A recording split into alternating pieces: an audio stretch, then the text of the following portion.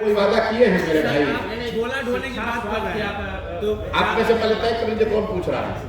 आप झोला ढोने की बात कर रहे हैं तो जितने लोग आपका झोला ढो रहे हैं वो कहीं ना कहीं आरजेडी वाले हैं, बीजेपी वाले हैं और उन्हीं पार्टी से हैं। और दूसरा सवाल ये है कि those who are working for your team most of the peoples are from the other state, वो लोग अदर स्टेट से आते हैं। तो जो गांव की समस्या है वो बिहार के लड़के बताएंगे कि हरियाणा और दिल्ली के लड़के बताएंगे? अच्छा, आपने बड़ा इंटेलिजेंट सवाल पूछा, आधा अंग्रेजी में भी पूछा, तो आप चाहे तो मैं अंग्रेजी में उसका उत्तर दे देता हूँ। बिहार की भोजपुरी में तो रोज बोलते बानी,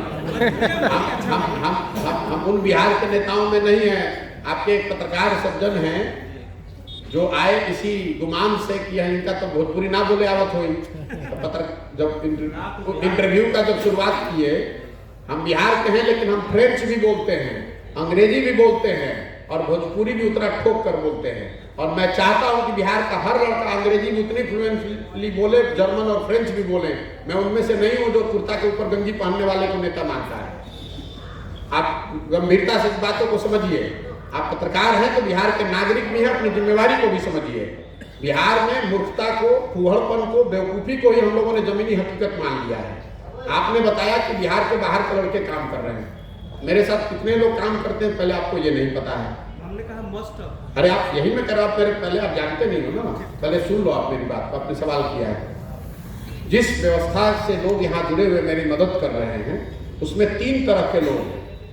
पहला, जिस संस्था को मैंने बनाया है आईपैक, जिसमें 4000 बच्चे पूरे देश में आज भी काम करते हैं अलग अलग राज्यों में, उसके कुछ 200 लड़के यहाँ मेरे साथ काम कर रहे हैं। तो स्वाभाविक तौर पर वो जो व्यवस्था है वो बिहार, यूपी, गुजरात के लिए नहीं बनी हुई है। उसमें देश के सबसे अच्छे जो लड़के हैं, योग्यता के आधार पर जो चुने जाते हैं वो आते हैं। उसके अलावा जो दूसरे सेक्ट के लोग काम कर रहे हैं, वो जन सुराज फेलोशिप जो हम लोग चला रहे हैं, उसमें 90% लड़के वो बिहार के लड़के हैं जो दूसरे जगह पर काम कर रहे हैं लेकिन बिहार में अपने लिए राजनीतिक सामाजिक स्थिति में आकर कुछ योगदान करना चाहते हैं।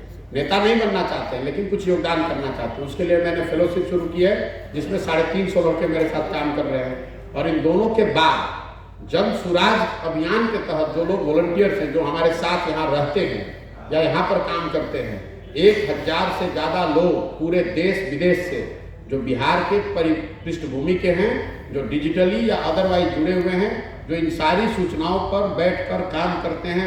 कोई जर्मनी में है, कोई अमेरिका में है, तो ये हर पंचायत का योजना कोई आप और हम थोड़ी ना बनाएंगे। ऐसे हजारों लोगों को मैंने इकट्ठा किया है और उस व्यवस्था से चल रहे हैं। तो इसको बिहार, यूपी और हरियाणा कोई एक नहीं बना रहा है, इसको बिहार का भी कोई आदमी नहीं बना रहा है, इसको बिहार की पूरी जनता मिलकर बना रही है। उस चीज़ के लिए भरोसा रखिए। सर आपने कहा कि पदयात्रा